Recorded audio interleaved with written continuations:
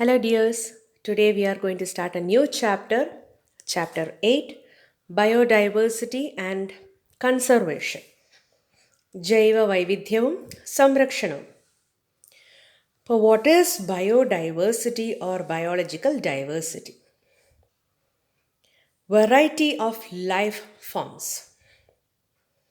അതായത് ഒരു സ്ഥലത്ത് ഒരു സ്ക്വയർ ഫീറ്റ് ആയിക്കോട്ടെ, ഒരു സെൻറ്റിമീറ്റർ സ്ക്വയർ ആയിക്കോട്ടെ, അല്ലെങ്കിൽ ഒരു ഏക്കർ ആയിക്കോട്ടെ, നമ്മൾ സെലക്ട് ചെയ്ത സ്പെസിഫിക് ഏരിയയിൽ എത്രമാത്രം variety of plants and animals കാണുന്നുണ്ട്, എത്രമാത്രം ഡിഫറെൻറ്റ് സ്പീഷീസ് കാണുന്നുണ്ട്, അതാണ് ബയോഡൈവേഴ്സിറ്റി അല്ലെങ്കിൽ ബയോളജിക്കൽ ഡൈവേഴ്സിറ്റി.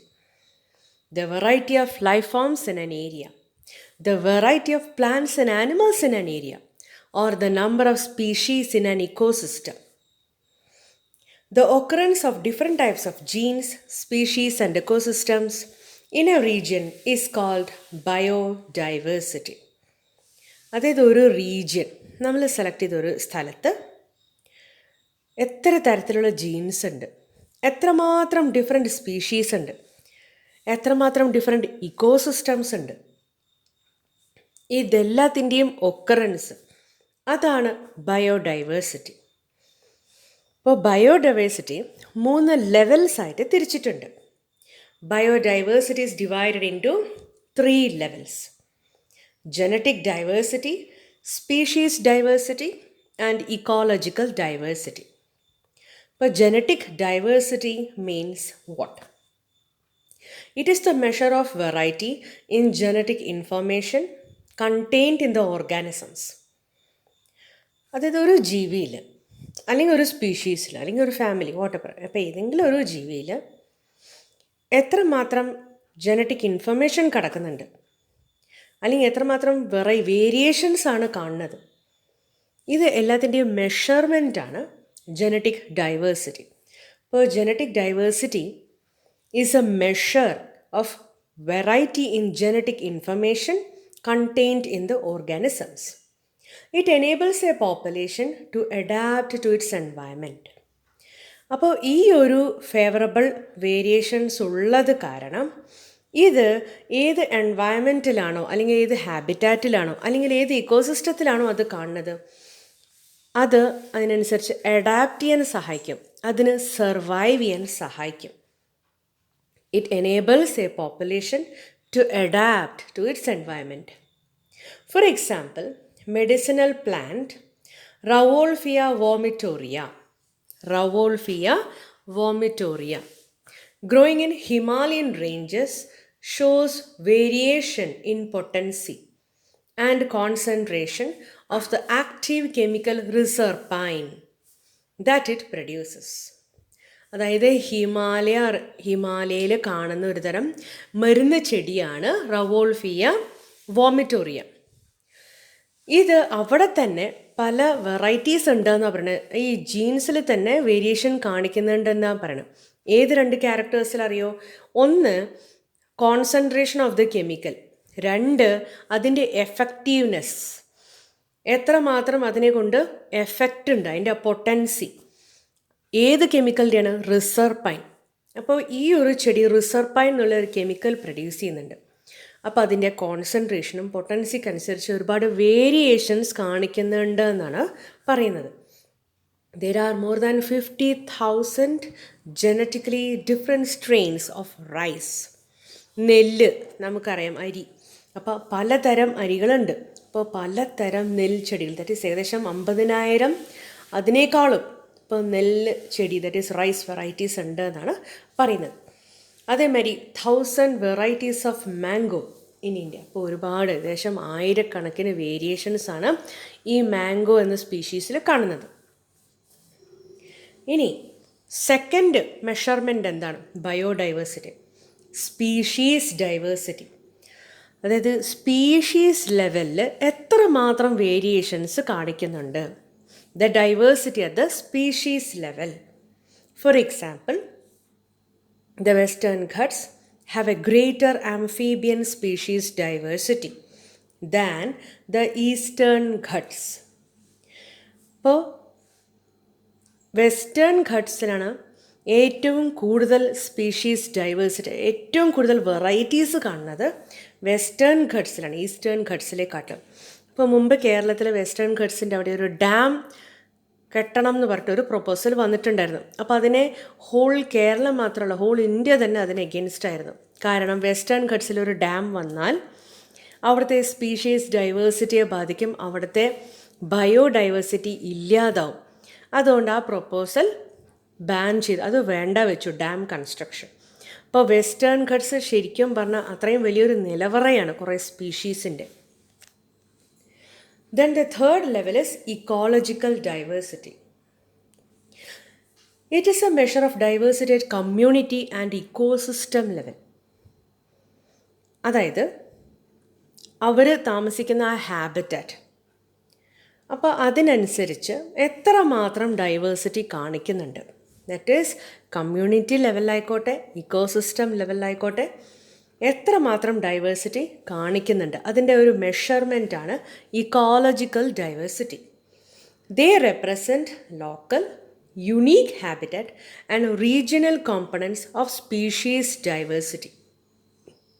അപ്പോൾ സ്പീഷീസ് ഡൈവേഴ്സിറ്റി കാണിക്കുന്ന റീജിയൻ ആയിക്കോട്ടെ, ഏരിയ ആയിക്കോട്ടെ, പ്രത്യേകതരം സ്പെഷ്യലായിട്ടുള്ള സ്പെസിഫിക് ആയിട്ടുള്ള ഒരു ഹാബിറ്റാറ്റ് ആയിക്കോട്ടെ, ലോക്കൽ ആയിക്കോട്ടെ, അപ്പോൾ ഈ ഒരു ഏരിയാസ് അല്ലെങ്കിൽ ഇങ്ങനത്തെ സ്പീഷീസ് ഡൈവേഴ്സിറ്റി കാണിക്കുന്ന ഏരിയാസ്, അതാണ് ഈ ecological diversity. For example, ecological diversity is greater than in India due to presence of large number of ecosystems. അപ്പോൾ ഇന്ത്യയിലാണ് ഏറ്റവും കൂടുതൽ ഇക്കോളജിക്കൽ ഡൈവേഴ്സിറ്റി കാണിക്കുന്നത്, കാരണം ഇന്ത്യയിലാണ് പല തരത്തിലുള്ള ഇക്കോസിസ്റ്റംസ് കാണപ്പെടുന്നത്. അതായത് ഡെസേർട്ട്സ് മരുഭൂമി, റെയിൻ ഫോറസ്റ്റ് കാട്, കോറൽ റീഫ്സ് പവിഴപ്പുറ്റ്, വെറ്റ്ലാൻഡ്സ് അതായത് മാർഷി ഏരിയാസ് വെള്ളം കെട്ടി നിൽക്കുന്ന സ്ഥലം, എസ്റ്റുറീസ്, ആൽപൈൻ മെഡോസ് പുൽമേടുകൾ. അപ്പോൾ ഇങ്ങനെ പല തരത്തിലുള്ള ഇക്കോസിസ്റ്റംസ് ഇന്ത്യയിലാണ് കാണുന്നത്. How many species are their own earth and how many in India? അപ്പോൾ ഈ ഒരു ചോദ്യം സാധാരണ ഒരു പൈ ഡയഗ്രാം വെച്ചിട്ടോ അല്ലെങ്കിൽ ഗ്രാഫ് വഴിയോ അല്ലെങ്കിൽ ഡാറ്റ വഴിയോ സ്റ്റേറ്റ്മെൻറ്റ്സ് തരും. അപ്പോൾ അതിനനുസരിച്ച് നിങ്ങളുടെ കൺക്ലൂഷൻസ് ആണ് എഴുതേണ്ടത്. അപ്പോൾ കൺക്ലൂഷൻസ് ഇവിടെയുണ്ട്, ഇത് തന്നെ അങ്ങനെ എഴുതി വെച്ചാൽ മതി. ഭൂമിയിൽ എത്ര സ്പീഷീസുകളുണ്ട്, ഇന്ത്യയിൽ എത്ര? So according to the International Union of Conservation of Nature and Natural Resources, that is IUCN, that is 2004 ഇങ്ങനെയൊരു യൂണിയൻ വന്നത്. The total number of plant and animal species is over 1.5 million. അപ്പോൾ IUCNൻ്റെ കണക്ക് പ്രകാരം, that is international union of conservation of nature, ഇതിൻ്റെ full form ചോദിക്കാറുണ്ട്. 2004 ഇത് വന്നത്. ഇവരുടെ കണക്ക് പ്രകാരം 1.5 മില്യൺ എബവ് ആണ് മൊത്തം പ്ലാന്റ് ആൻഡ് അനിമൽ സ്പീഷീസിൻ്റെ എണ്ണം. A more conservative and scientifically sound estimate made by Robert May places the global species diversity at about 7 million.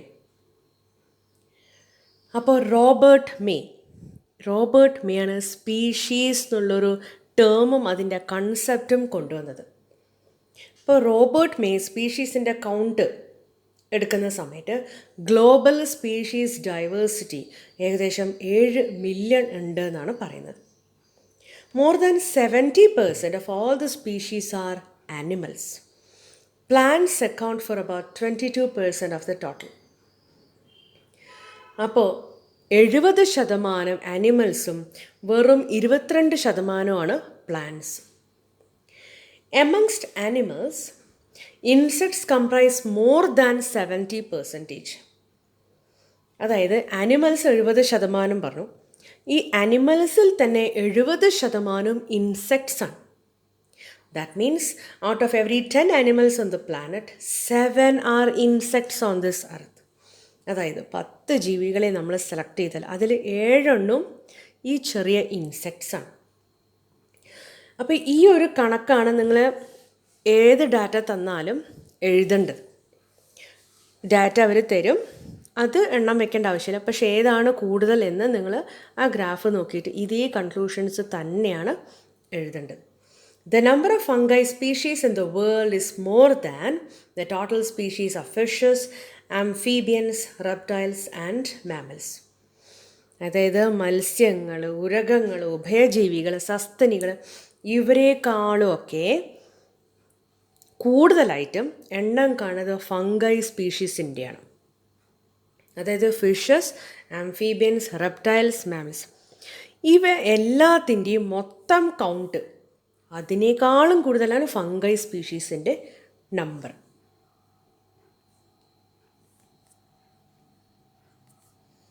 India has only 2.4% of world's land area. ഇപ്പോൾ whole വേൾഡിൽ നോക്കുമ്പോൾ ഇന്ത്യക്ക് വെറും 2.4% മാത്രമേ ഉള്ളൂ കര ലാൻഡ് ഏരിയ. 8.1% ഗ്ലോബൽ സ്പീഷീസ് ഡൈവേഴ്സിറ്റിയാണ് ഉള്ളത്. വെറും 2.4% ഏരിയയിലാണ് 8.1 സ്പീഷീസ് ഡൈവേഴ്സിറ്റി ഉള്ളത്. So there are nearly 45,000 plants and twice as many animals. അതായത് 45,000 പ്ലാന്റ്സ് ഉണ്ടെങ്കിൽ അതിൻ്റെ 2 ഇരട്ടി കൂടുതലാണ് ആനിമൽസിൻ്റെ total count. How many living species are actually there waiting to be discovered and named? പുതുതായി കണ്ടുപിടിക്കാനും പേര് നൽകാനും എത്ര സ്പീഷീസുകൾ യഥാർത്ഥത്തിൽ കാത്തിരിക്കുന്നു? ഇത് ശരിക്കും പറഞ്ഞാൽ ആർക്കും അറിയില്ല. ഇത് അൺനോൺ ആണ്. കാരണം ഇപ്പോഴും മനുഷ്യൻ കടക്കാത്ത ഏരിയാസ് ഉണ്ട്, അവിടേക്ക് ഡീപ്പായിട്ട് പോവാത്ത ഏരിയാസ് ഉണ്ട്. റിസർച്ച് നടന്നുകൊണ്ടേയിരിക്കുകയാണ്. ഇപ്പോൾ ഒക്കെ സാറ്റലൈറ്റ് ട്രാക്കിംഗ് മെത്തേഡ്സാണ് യൂസ് ചെയ്യുന്നത്.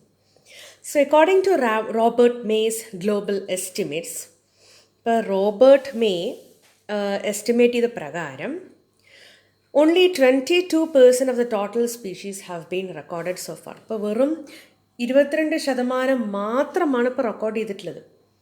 If this estimation is taken into consideration, more than 1 lakh species of plants and more than 3 lakh species of animals are yet to be discovered and described. അതായത് 1000 species പ്ലാന്റ്സും 3000 species animals ഇനിയും കണ്ടുപിടിക്കാനുണ്ട് എന്നാണ് Robert may പറയുന്നത്. Would we ever be able to complete the inventory of the biological wealth of our country? നമ്മുടെ രാജ്യത്തിലെ മുഴുവൻ ജൈവ സമ്പത്തിൻ്റെയും ഒരു പട്ടിക തയ്യാറാക്കാൻ എന്തെങ്കിലും സാധിക്കുമോ? അപ്പോൾ ഇത് മുമ്പാണെങ്കിൽ സാധിക്കില്ലായിരുന്നു. കാരണം ഹ്യൂമൻ ബീങ്സ്, മാൻ തന്നെ മെഷീൻസ് ഒന്നുമില്ലാതെ നേരിട്ട് പോയിട്ട് സംഘടിപ്പിക്കണത്. ഇപ്പം ഞാൻ പറഞ്ഞില്ല, ഇപ്പോൾ സാറ്റലൈറ്റ്സും കമ്പ്യൂട്ടറും കുറേ ടെക്നോളജീസൊക്കെ ഉള്ള ഡ്രോൺസും ഒക്കെ ഉള്ള കാരണം തീർച്ചയായിട്ടും ഇപ്പോൾ അത് സാധിക്കും.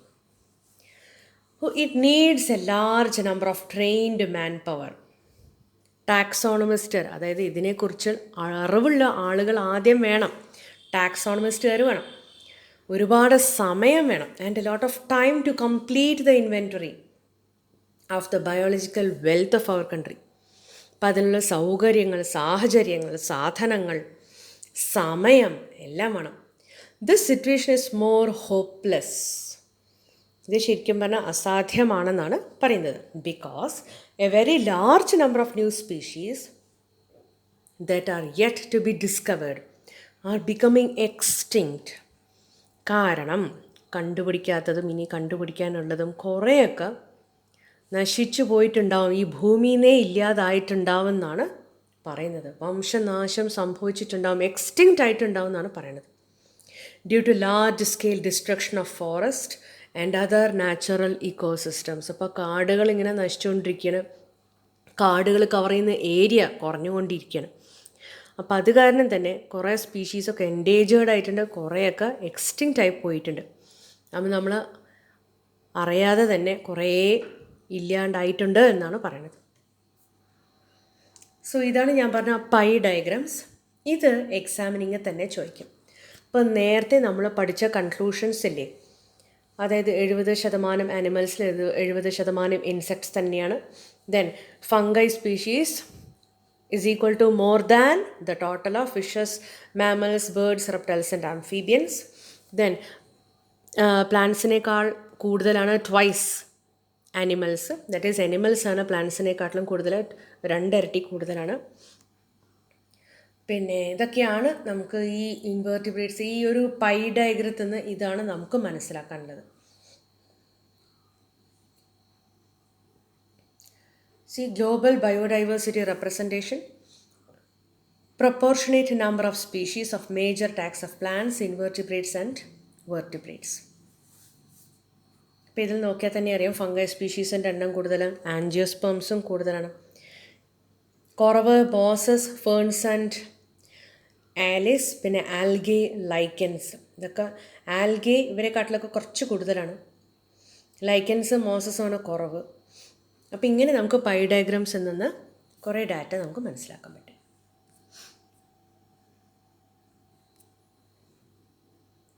Patterns of biodiversity. Biodiversity is not uniform throughout the world because it is affected by 2 factors: latitudinal gradients and species area relationship. ഇതും വളരെ പ്രധാനപ്പെട്ടൊരു ചോദ്യമാണ്. Very very very important question. That is patterns of biodiversity. അതായത് biodiversity എങ്ങനെയൊക്കെയാണ്, എവിടെയൊക്കെയാണ് spread ചെയ്തിരിക്കുന്നത്, എന്തുകൊണ്ടാണ്, അല്ലെങ്കിൽ എന്തുകൊണ്ടാണ് ചില ഏരിയാസിൽ കൂടുതൽ. അപ്പോൾ അതാണ് ഈ ചോദ്യത്തിൽ നിന്ന് ഉദ്ദേശിക്കുന്നത്. അപ്പോൾ ഹോൾ വേൾഡിൽ ബയോഡൈവേഴ്സിറ്റി എഫക്റ്റ് ചെയ്യുന്ന 2 ഫാക്ടേഴ്സ്, 2 ഘടകങ്ങളാണ് ബയോഡൈവേഴ്സിറ്റിയെ ബാധിക്കുന്നത്. അത് ഏതൊക്കെയാണ് ചോദിച്ചാൽ, latitudinal gradients, species area relationship. ഇപ്പോൾ ലാറ്റിറ്റ്യൂഡിനൽ ഗ്രേഡിയൻസ് എന്ന് പറഞ്ഞാൽ എന്താണ്? അതായത് നിങ്ങൾ മുമ്പ് ചെറിയ ക്ലാസ്സിൽ ജോഗ്രഫിയിൽ പഠിച്ചിട്ടുണ്ടാവും ലാറ്റിറ്റ്യൂഡ്സും ലോഞ്ചിറ്റ്യൂഡ്സിൻ്റെയൊക്കെ കാര്യം. Equator, tropic of cancer, tropic of Capricorn, പിന്നെ ആർട്ടിക്കിലും അന്റാർട്ടിക്കിലുള്ള ലാറ്റിറ്റ്യൂഡ്സ്. അപ്പോൾ ഈ ലാറ്റിറ്റ്യൂഡിനൽ ഗ്രേഡിയൻസ് അനുസരിച്ച് ബയോഡൈവേഴ്സിറ്റി എങ്ങനെ മാറുന്നു? അപ്പോൾ പോളാർ ഏരിയാസിലും ഇക്വറ്റോറിയൽ ഏരിയാസിലും കമ്പയർ ചെയ്യുമ്പോൾ ഏറ്റവും കൂടുതൽ ഡൈവേഴ്സിറ്റി കാണുന്നത് ഇക്വറ്റോറിയൽ ഏരിയാസിലാണ്. അതായത് ഭൂമിയുടെ നടുവിലായിട്ടാണ് ഏറ്റവും കൂടുതൽ ബയോഡൈവേഴ്സിറ്റി ഉള്ളത്. ഏറ്റവും മുകളിലും ഏറ്റവും താഴെയും, ദാറ്റ് ഈസ് പോളാർ റീജിയൻസിൽ, ഐസ്ലാൻഡിൽ, അവിടെ ബയോഡൈവേഴ്സിറ്റി വളരെ കുറവാണ്. അപ്പോൾ എങ്ങനെയാണ് പറയേണ്ടത് വെച്ചാൽ, പോൾസിൽ നിന്ന് ഇക്വേറ്ററിലേക്ക് പോകുന്തോറും biodiversity is increasing. Biodiversity increases from polar areas to equatorial areas. That is from higher latitude to lower latitude. അതായത് ധ്രുവങ്ങളിൽ നിന്ന് ഭൂമധ്യരേഖയിലേക്ക് പോകുന്തോറും ബയോഡൈവേഴ്സിറ്റി കൂടിക്കൊണ്ടിരിക്കുന്നു. ഇനി അടുത്തതാണ് ട്രോപ്പിക്സ്. ദാറ്റ് ഈസ് നോക്കാം, ട്രോപ്പിക് ഓഫ് ക്യാൻസറും ട്രോപ്പിക് ഓഫ് കാപ്രിക്കോണും. അതാണ് ഉദ്ദേശിക്കുന്നത്. ട്രോപ്പിക് ഓഫ് ക്യാൻസർ നോർത്ത് ലാറ്റിറ്റ്യൂഡാണ്, ട്രോപ്പിക് ഓഫ് കാപ്രിക്കോൺ സൗത്ത് ലാറ്റിറ്റ്യൂഡാണ്. ഇക്വേറ്ററിൻ്റെ മുകളിലും താഴെയും കാണുന്ന 2 ലാറ്റിറ്റ്യൂഡ്സാണ്. നോക്കാം, 23.5 degree north to 23.5 degree south. ഇതാണ് ട്രോപ്പിക്സിൻ്റെ ഏരിയാസ്. അപ്പോൾ എഗെയിൻ നോക്കാം, have more species than temperate or polar regions. അപ്പോൾ ഈ ഭാഗത്ത് സ്പീഷീസ് വളരെ പോളാർ റീജിയൻസിനേക്കാൾ കൂടുതലാണ്. For example,